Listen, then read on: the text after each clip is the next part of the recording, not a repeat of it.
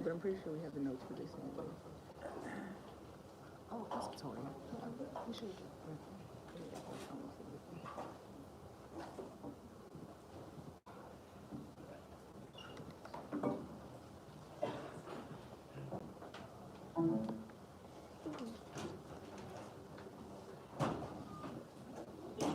So far. No. Oh, okay. Really? The way they start off looking how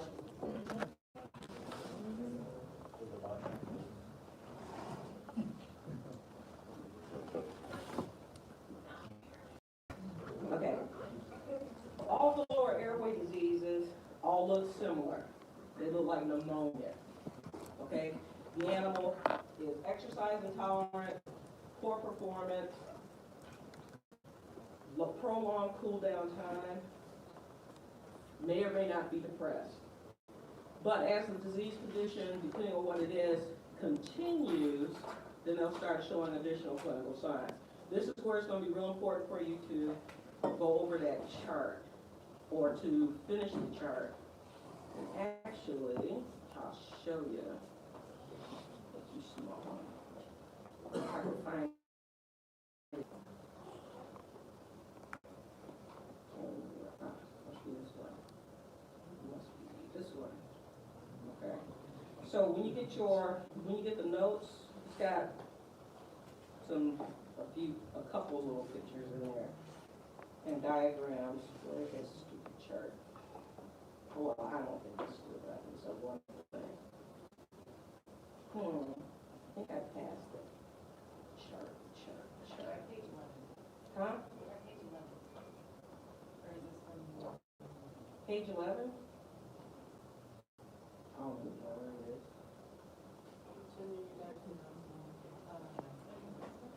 Yeah, these are, I actually, if you got old notes from your bigs and stuff, this is a little bit different, easier to read. Some stuff is highlighted. Okay, it's got me after this one. But I want to take the time to show you the chart. There it is. Not page 11, it's page 16. But this is not in the old notes, okay? So in this one, what I did was I put all of the pneumonias together. I want to, but I just started it this way. This is just one way you can do it. You start off with your clinical signs across the board, highlight the key clinical signs for each one that makes them stand out. For example, with IAD or small airway inflammatory disease, it's normally seen in one horse. Okay? So that would be one thing that stands out. So when you're reading your situations or scenarios, if you got a 2 to 5 year old, then you need to think, maybe this is what I'm dealing with. And do that with each one, and I put in real short, like inciting causes, differentials, they're all basically the same. But you do that for each one of these guys. Like I said, I started it for you to give you an idea of how to do it. You can make your own chart whatever way you want to. It'll make it easier to study. So once you get your chart together, because you put the chart together, it helps you to study. And then when you go back and go into detail and review and try to make your own, then you'll have a better idea of the disease condition. Make sense? Treatment.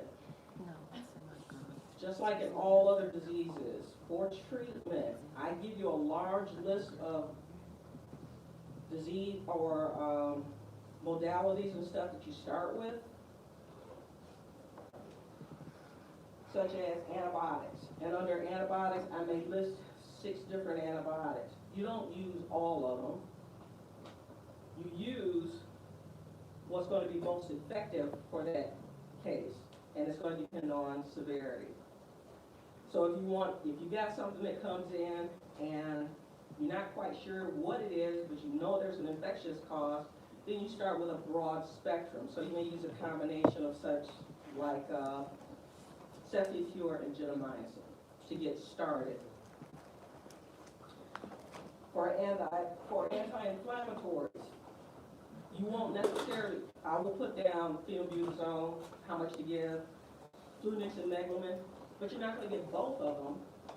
You choose which one you think is going to be best for that case. Make sense? As time goes on, as you're treating that case and they're responding to your treatment, depending on how they respond, you may need to tweak it. You may need to modify it. You may have to discontinue the ceftiofur and gentamicin and put them on enrofloxacin. You may have to up the dose of the Banamine, or you may have to add DMSO along with it. Make sense? In other words, I'm giving you all the stuff that you need, but the true test is going to be how well you apply it. And do you know how to utilize all this stuff? Same with the diagnostics. For the lower airway disease, all the diagnostics are basically the same. It's for the for the lower airway. But you have to determine, based on your clinical signs and the severity of those clinical signs, which diagnostics are going to give you the most pertinent information. Okay? So, having said that, let's look at PowerPoint. Any questions so far?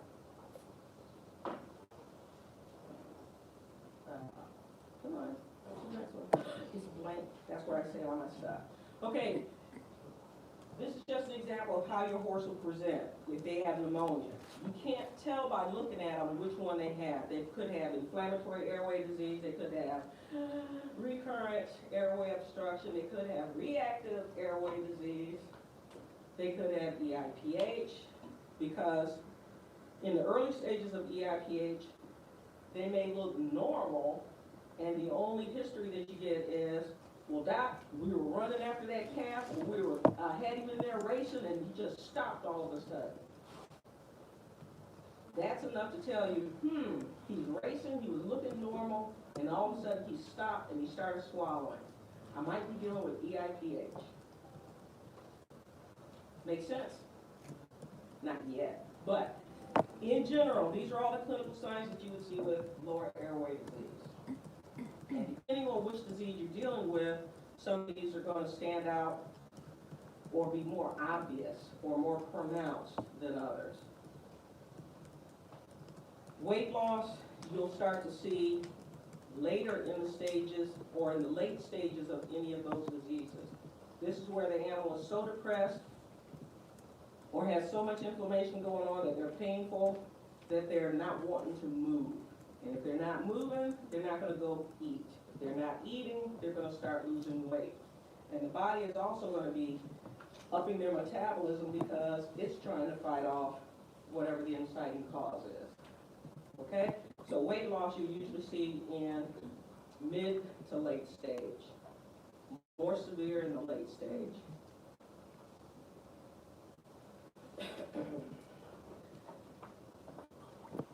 I'm not going to I've got notes in there for pleural pneumonia, but I'm going to try to go over just the more common ones. Shipping fever. That is something that they throw around. You see it a lot in cattle. The same thing can happen to horses, and we're actually seeing it more and more in horses nowadays because we're trailering those horses over longer distances. You'll see this most often occurring in those, or more common in those animals that are trailered for events or competitive, what they call them, when they go on circuit. Circuit being there's a series of events that they're going to be entered into, and they can be anywhere.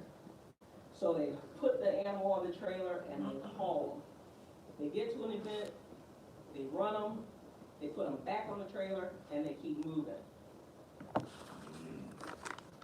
The cases that I have seen most often or earlier on in my career have been associated with those mares that have been traveled or trailers for long distances to go to breeding farms. And what they do is they will find a commercial trailer or hauler. He's got this big, huge trailer that holds about 6, 8 horses.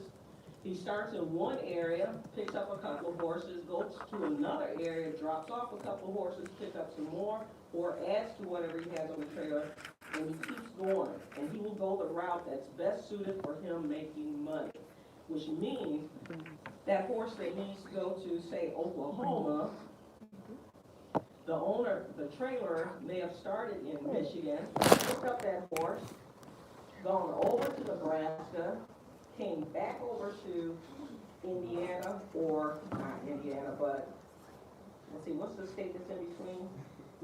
Texas, not Texas, Tennessee. Hey, my geography sucks. I'm gonna tell you, I admit that. Give me a map and I can find anything.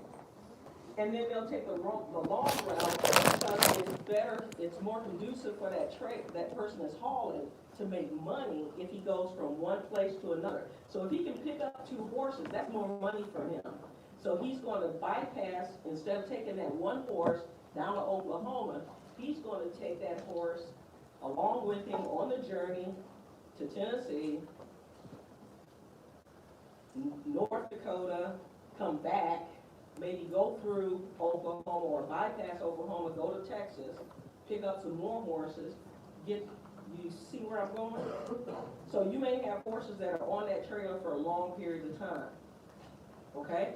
And what happens is what? They get stressed out. What's the other thing that's going on?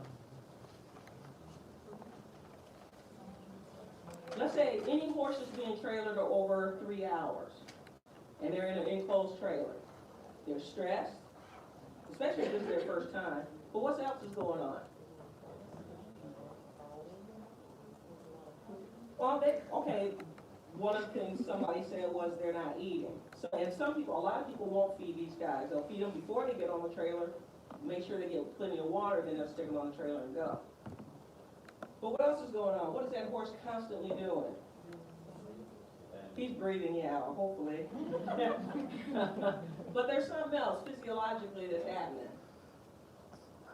Requires toilet paper in our case. He's constantly defecating and urinating.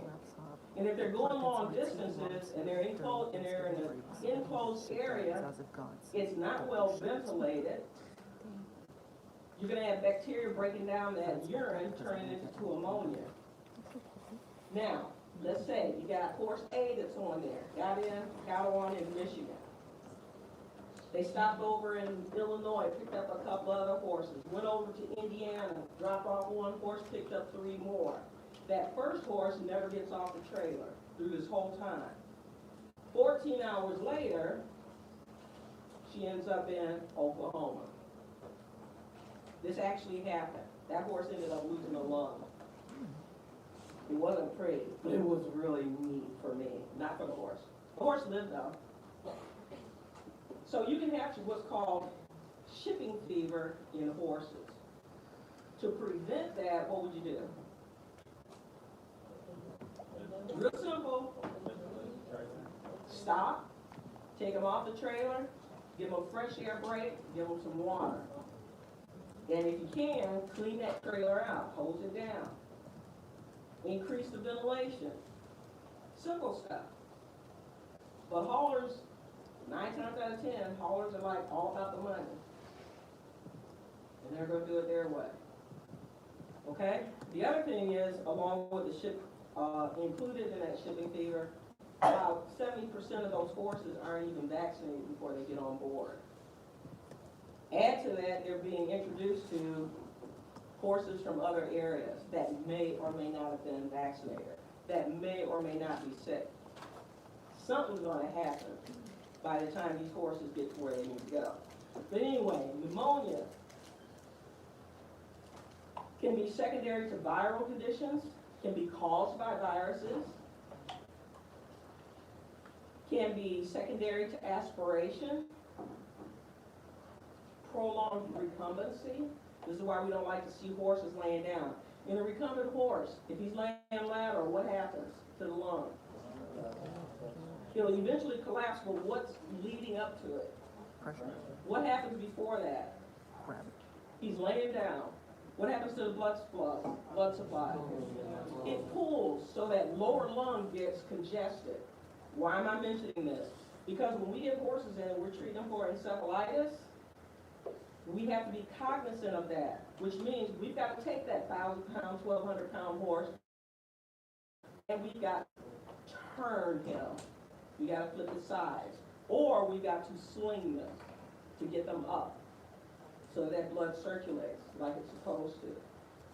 And this can happen in any animal species. It's easier to deal with small animals because you can just pick them up, rotate them, shift the position and all.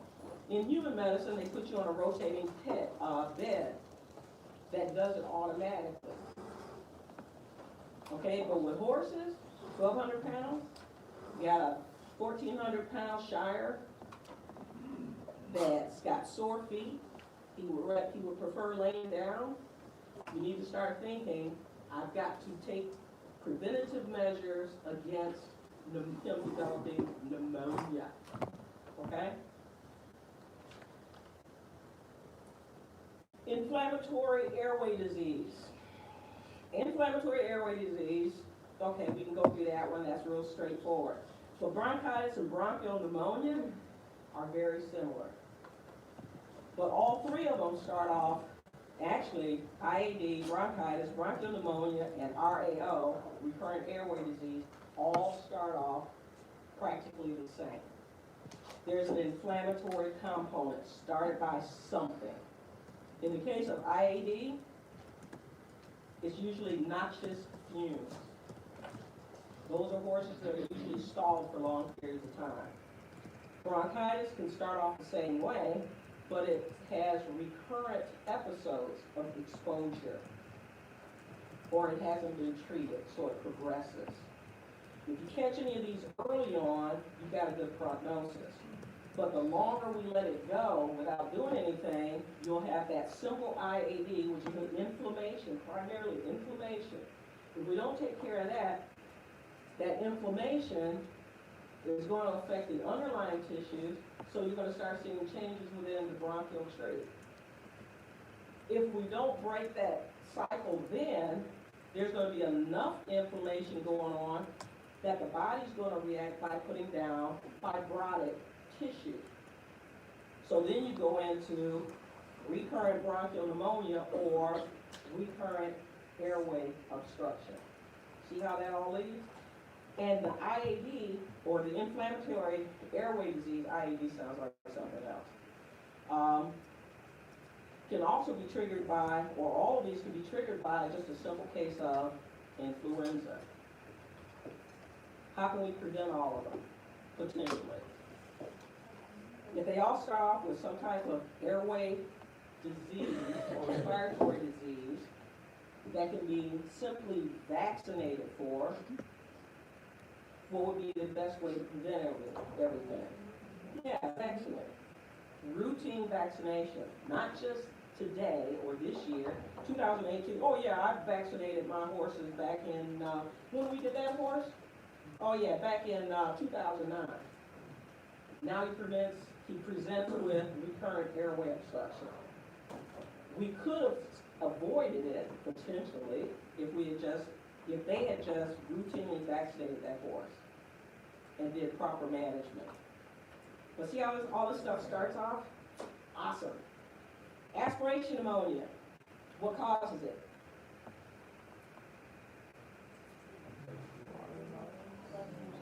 Okay, but what leads to the aspiration? What does it start? How does it start?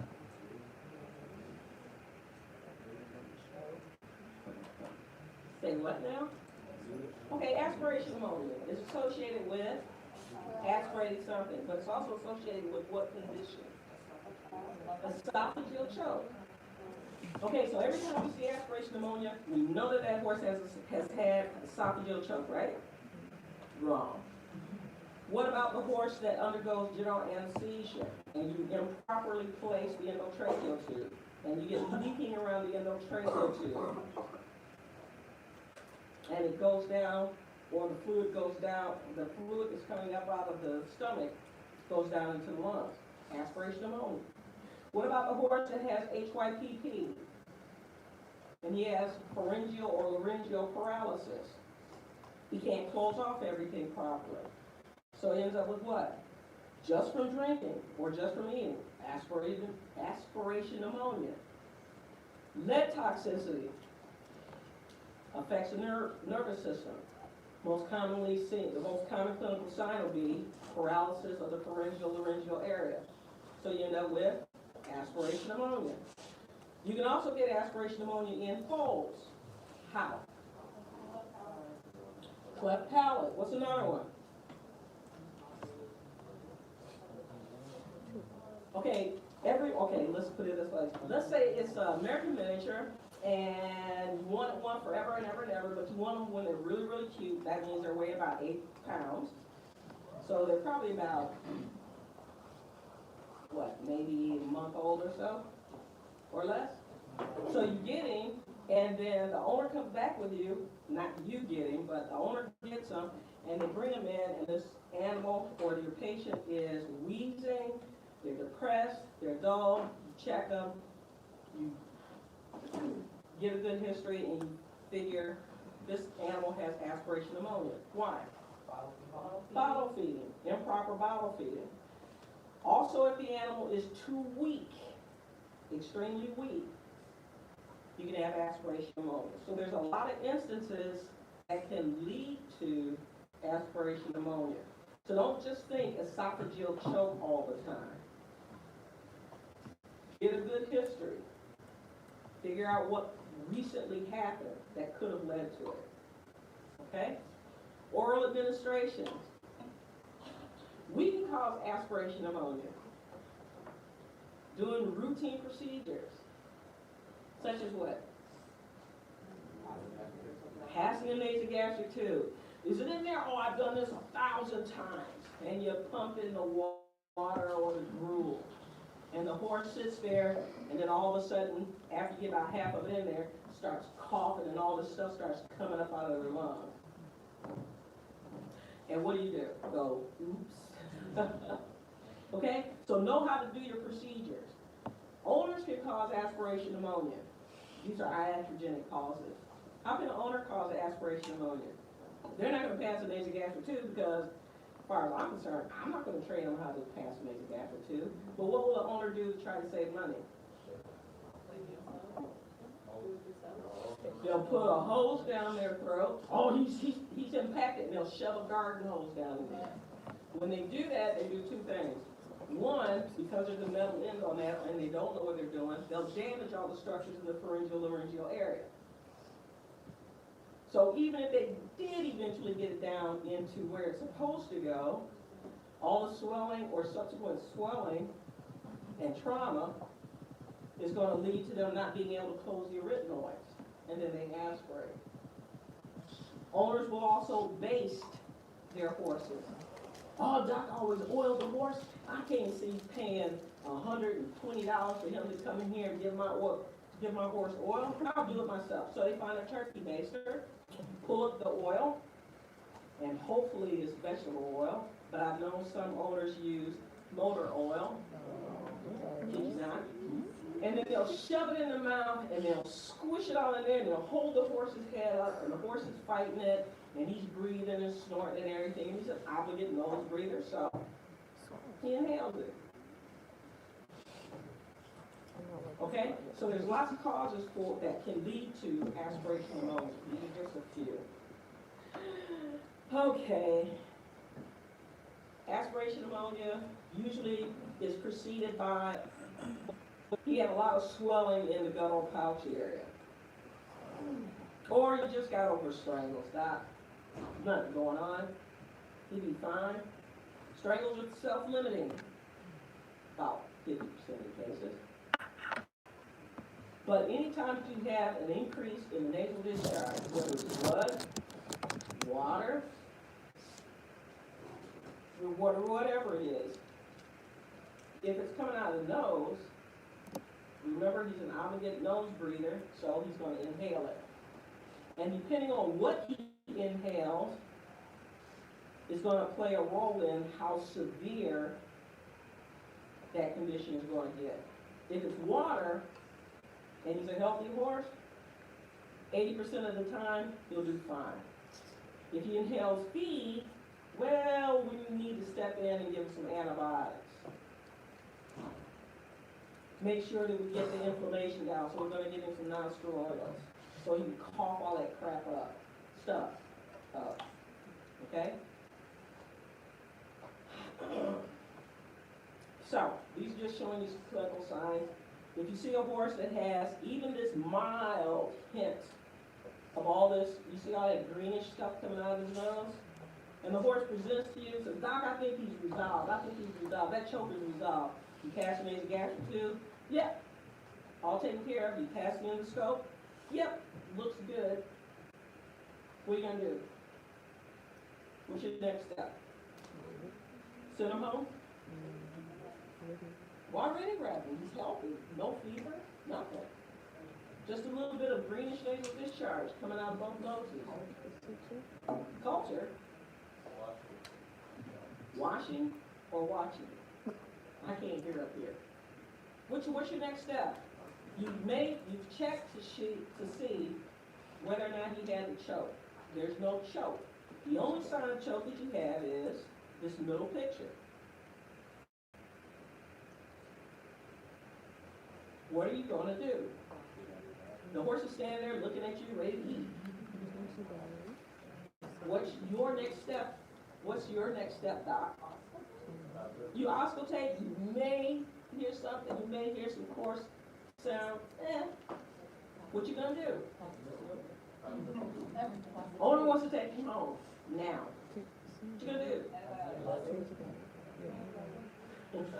Okay, anytime you have any kind of nasal discharge, remember, even if you suspect an esophageal choke and all you see is this, you might want to put them on a short course of antibiotics. Okay? Because choking, regardless of what degree it is a source of stress. So the immune system may be compromised. The other thing is you don't know what led up to it. Maybe he's a horse that ran over there and was trying to eat food and he's getting beat down all the time. So he runs in there and he grabs the food and he tries to swallow it. And in the midst of doing that, his esophagus spasms and he chokes. We don't know what led up to his choking. But a short course of antibiotics, usually about 3 days. And we tell the owners to monitor. Monitor. Doc, why are you giving him antibiotics? I ain't never seen nobody give antibiotics to treat no choke. I can understand the anti-inflammatory, but why antibiotics? And so you have to educate your client. And you need to find out more information. Is this a greedy eater? Are you feeding pellets? Does he have plenty of water? Is he drinking the water? If he's not drinking the water, then we need to add salt in his diet. If you are feeding him pellets and he's constantly choking on the pellets, but whereas he never choked before when he was just on pasture, then you need to change the pellets or you need to give him smaller amounts. If he's a greedy eater, you may want to put a big boulder in the middle of his bowl. So he has to eat around it. He has to work at eating it. So he's eating smaller amounts at a time. Spoiler alert, some horses are known to push those boulders or grab those bricks if they can get their mouth around it, pick it up and toss it. But they do make special troughs and stuff for horses that are greedy eaters that are made specifically so that they have to nibble around something. Okay? And there's all different types of ways or forms of them. Differentials, anything that can cause lower airway disease. Could be viral. If you don't see nasal discharge, doesn't mean anything. We have one owner in particular that cleans up their horse before they bring them in to see the vet. That is the most disturbing and frustrating thing, well not disturbing, but the most frustrating thing ever. Because the way that horse looks is going to give me an idea of the severity of it. Because if he's rolling, I'm going to see dirt in places they're not supposed to be dirt. If he's laying down a lot, I'll see debris matted in his hair. If he's got diarrhea, I'll see it staining around his tail. If he's got nasal discharge, I'll see it around his, it'll be evident around his nostrils or his muzzle. But if the owner cleans him up, I better hope my investigative skills are up to par. But the other thing is, when that happens, or Doc, I had to clean him up, I just didn't want you to see him in a bad shape, and I just felt real bad about it, so I just cleaned him up. Then you need to start asking him, how did he look? Was he covered in mud? Did he have stuff coming out of his nose? What did it look like? This is where you have to step in and start asking questions. Don't be accusatory of it. Show no accusation in your questioning. Have patience. And explain to him, well, you know, I sure would have liked it if you hadn't cleaned him up, because those are all my cues. You done got rid of all my clues. But that's all right. We'll still figure it out. So you start asking them questions. Okay? Differentials, also cardiovascular disease. Remember, it's difficult to determine or to distinguish between a cardiovascular problem and a respiratory problem. That's a really nice question I will always ask. Hint, hint. How would you determine the difference between the two? Horse walks in, takes a couple steps, stops, flared nostrils, head out or neck outstretched, low head carriage, breathing hard. Is it cardiovascular or is it respiratory? What would be a confirming diagnostic or confirming diagnostics? How would you confirm is one or the other? Okay, there's that test that with both of them and it rules out cardio based on sensitivity or something. That's a good one. What diagnostic would you use?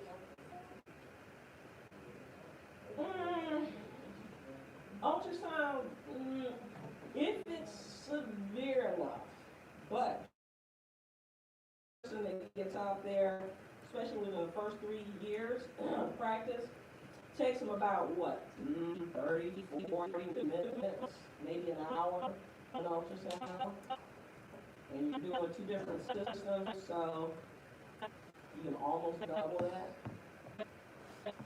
Waste of precious time. But what else can you do? Yes? Did you say jacket on them? Oh, a jacket. Did you say jacket? What kind of jacket?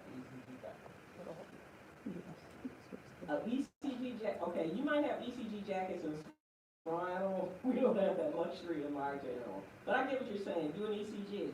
Yeah, you can look them up to an ECG. What else could you do? Put on a rebreathing bag. Okay? Stabilize your animal and put on a rebreathing bag. That's the simplest one to do. The other one, because if you can do arterial blood gases, but remember, you got to take the blood gas and you got to send it out and you got to wait for results. You're going to sit there and start tapping your feet, waiting for the blood gas results? No, but you can't do a rebreathing bag. You can give them a quiet, and what the rebreathing bag does is it forces them to breathe in deep. And the way that they do that is they're rebreathing that same air over and over and over, building up the CO2 content. And then that's going to trigger the brain to say, breathe in. So they're going to take a deep breath. Okay? While you have the rebreathing bag on them, you're listening. So ideally, you will have your tech hold on, put the rebreathing bag on while you're sitting there and listening. Okay? Something real simple. The other thing is, what are the indicators of the cardiovascular system? Pulse deficits, but in severe disease instances, you can get pulse deficits too. What's that one thing? Jugular distension. Raise his head up. Remember, they got a low head carriage. So raise their head up and see if that distension drops below 1/3 of the neck. If it doesn't, then you may be dealing with cardiovascular problem. And you can do that as you're walking from the trailer to the stops. Simple stuff. They just don't list it like that in the books. You kind of learn it through experience. Pathophysiology, this is just telling you what happens. You inhale, they inhale something, it settles on, comes in contact with mucosa, causes irritation. The body responds by trying to flush it away, so they increase the amount of fluid that goes into the tissue, so you end up with edema. That irritation also results in inflammation. Okay, if you get inflammation, what's going to happen to their ability to cough up stuff? Why? It's interfering with what? Particular tissue. Stratified columnar epithelium. Okay, is altered. Their function is altered. Okay, all this is, like I said, it's in your notes, so be straightforward. If you understand the disease process, I can't say it enough, if you understand the disease process, even if you're not quite sure what the disease is, but you understand the normal function or physiology of any organ system, then when you start seeing clinical signs, you can kind of figure out this is what's happening. This is being altered, this is being changed, this is damaged. And you can kind of figure it out, at least, if not the exact disease, but you can figure out how to stabilize them and what diagnostics will give you the most information. And that's what you're going to base your diagnostic plan on. The signaling of your animal, how they present, what system you're dealing with. Because you can't throw a book at them, not like they do in hospitals. In hospitals, most people are covered by insurance. Most patients that will present, even if they're covered by insurance, you don't know the course of this disease, what course it's going to take. So you need to get the most information out of the least amount of diagnostics. You can always add on a diagnostic. And to be able to do this effectively, you need to start off with what? If they come in breathing hard, you're not going to sit there and go, oh yeah, he's got a respiratory problem, so I'm going to hit him with everything. You have to come up with what? Remember that list? Come up with a differential. And out of those differentials that cover most of those clinical signs, you're going to overlap. You pick what's most likely to be the problem, and that patient at that age, coming from the conditions or circumstances that they were in. And that's going to be based on your history. Okay. If we take care of the aspiration pneumonia immediately, 95% of the time there's no scarring within the parenchyma. The longer we wait, the more inflammation that we have, and the longer that inflammation sits without being cut off or controlled, then the greater the chances of chronic tissue fibrosis to set in. Okay? But even with aspiration pneumonia, because you got all these irritants coming in contact with the mucosa, these guys are going to be sensitive. They're going to cough a lot. So if they inhale some dust, they go into a dusty area, they're going to start coughing. This is going to increase the inflammation. You got a cycle, so we got to break the cycle. So how are we going to manage aspiration pneumonia?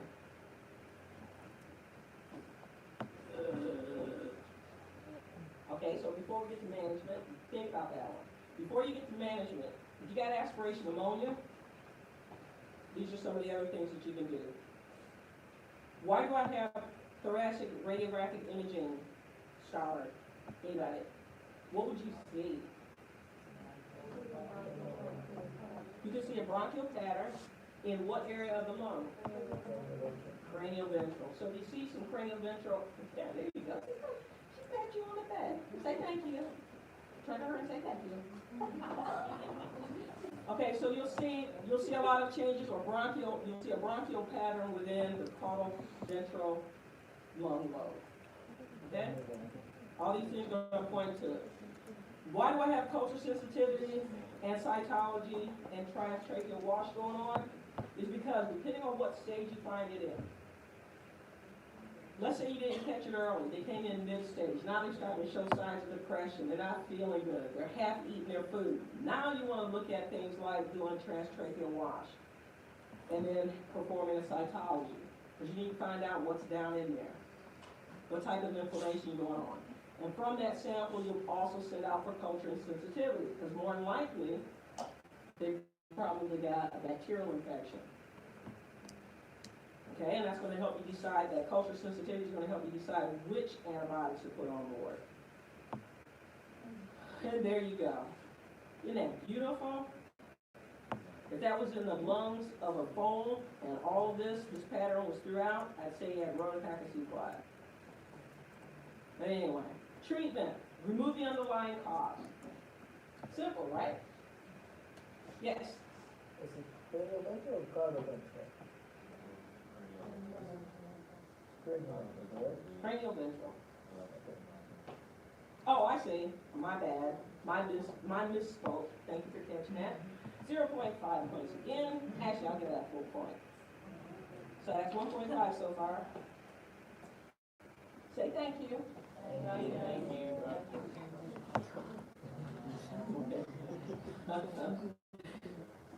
I'm going to have fun. I don't care if y'all, well, yeah, I do.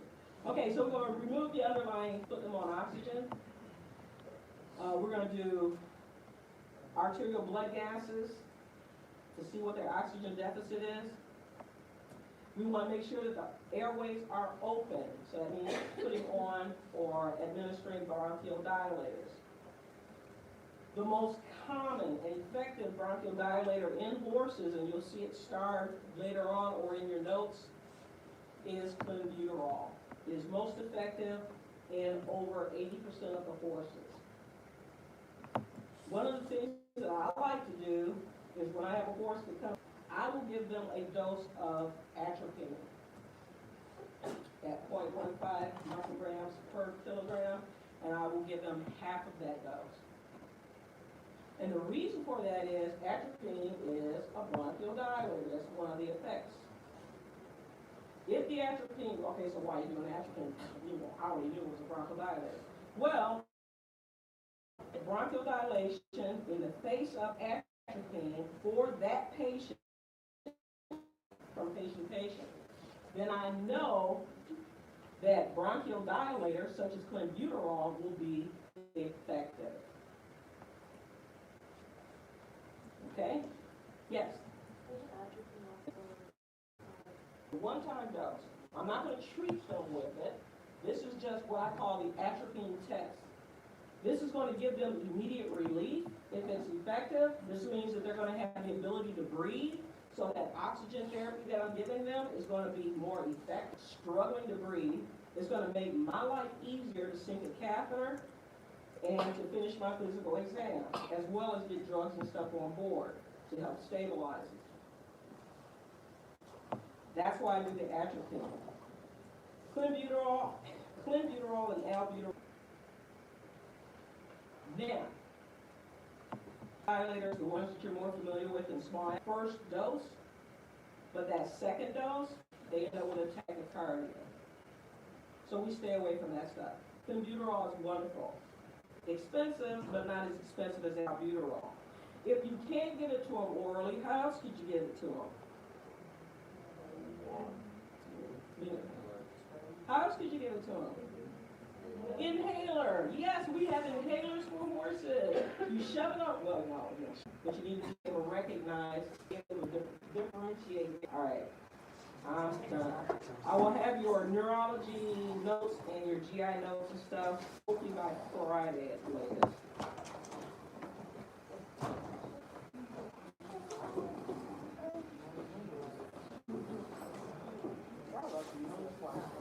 Yes, we used to have the old the first nebulizers that came out. It came in a cooler. They had it built into a cooler, and then it had the mask that you put over their face, and it hooked onto their halter. Horses were hated about it. Hey guys, happy Mother's.